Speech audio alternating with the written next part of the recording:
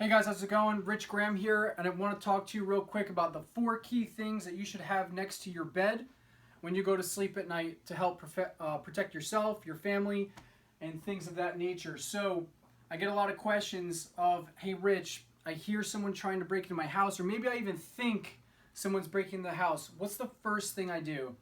And a lot of times what we see is people get up, they turn on the light, and they go inspect their home to go say, hey, who's breaking into my house? I'm going to scare them away, or, I'll show you, that kind of stupid stuff. And we leave the room and we go through the house, turning on the lights to go find the person who may or may not be breaking into our home. So I want you to clear your head of that.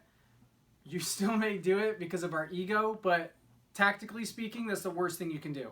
So let's break down 4 things and the tactics behind why you would implement these 4 things. So the first 4 things we have, first one, the key fob to your car, right? I keep this next to my bed. Don't leave it next to the front door, because what this has is your alarm, your mobile alarm. Why do you have sensor lights on your house? They go on, hopefully it scares someone away. A dog barking deters someone. The alarm system, when someone tries to break into your home, the alarm goes off. If they haven't come to do you harm, they don't want to get caught. No one really wants to get caught, but especially if they're just trying to steal something, right? The whole point of the alarm siren is to scare them. So in this case, maybe they haven't broken into my home yet. They're sneaking around, looking in the windows or whatever. I can hit the panic button. Hear that? That's outside. So before I do anything else, I haven't turned a light on or anything yet. I haven't left my room. The first thing I can do if I truly think someone's breaking into my home, before calling 911 even, right? The quickest thing I can do is hit the panic button, and if they're still outside snooping around, hopefully that sound scares them off, because again, they don't want to get caught. The next thing we can do, right, is we could call 911. But as we go to do this, I want you to understand this. We're not going to turn the lamps on, right? So maybe even take a step back. We have a flashlight. Flashlight and phone kind of go at the same time. So if I go, what was that? And I turn the lamp on. Understand this. At night, when I turn the lamp on, see how you see the reflection in the window? I can't see out the window right now. So all I've done, if they're on the outside of my home, they now can look straight through the window and see me. And as I look out the window, I can't see them because of the way light versus dark works. I'm going to get that reflection as you see right here, and I can't see out the window, but they can see inside, and they can see exactly where I am, what I'm holding in my hands, where I'm moving in the home. Now, if we go to call 911, which if you think someone's breaking into your home, I would recommend that, right? Call the police. But just keep in mind that when you go to turn your phone on, and I go, okay, tactically speaking, I'm going to leave the lights off.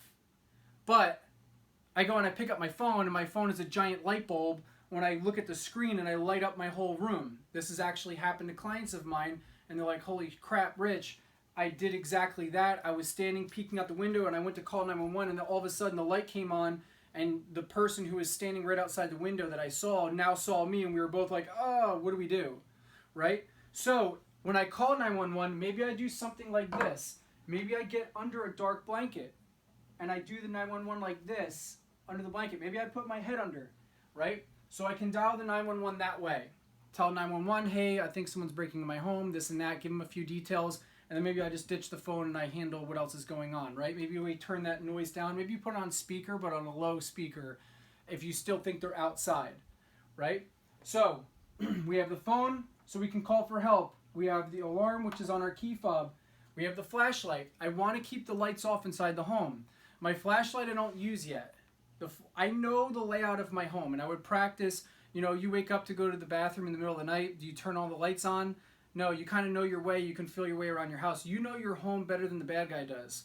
If the bad guy isn't using a flashlight or turning the lamps on, and they are in the home, they're going to be walking into everything unless they're on night vision. If they come in on night vision, you got bigger problems. They're pretty serious, right? So they will most likely be turning on lights, using a flashlight, or they're going to be bumping around, making a lot of noise.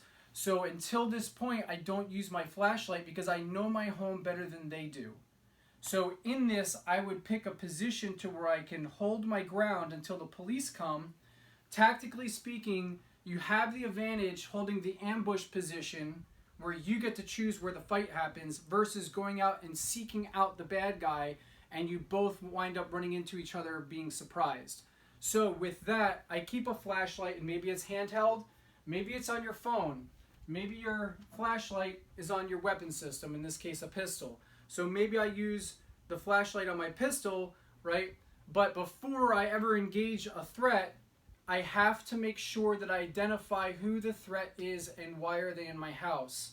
There's been countless stories of college kids who've come home and the parents didn't identify by using a flashlight before taking shots and shot their own kids, but the kids weren't supposed to be home from college and they showed up, right? So we don't want to just shoot aimlessly throughout the house and hit the wrong person, you know. So before we ever engage a threat, we have to identify, is that truly the threat? So that's where our flashlight can come in, whether it's handheld, whether it's on our firearm, right? But I would have a firearm, even if it's in one of those lock boxes, a firearm that's within the room so that you can get to, in a safe manner, which type of weapon system do we choose, whether is it a rifle, is it a shotgun, is it a pistol? That's a whole other topic of discussion. I would say, well, what do you have? What do you currently have, and how can you lock it and secure it within your room so you can get easy access to it, but it's still safe if you have children or people coming over to your house, right? But again, hold your ground. Let the bad guy come to you. You can choose the spot, and maybe right next to your bed isn't the spot. If you look at your, what are you doing, dude? It's all good. So maybe you choose the spot in your home where it's most tactically advantageous for you to have an ambush position. And we'll talk about that in a whole nother video, right? But don't go searching for them. Let them come to you. Just to recap, order, alarm on the car, scare them away. That doesn't work, keep the lights off. Call 911. Do it in a way that you're not next to a window, in a way that the light on the phone doesn't give away your position.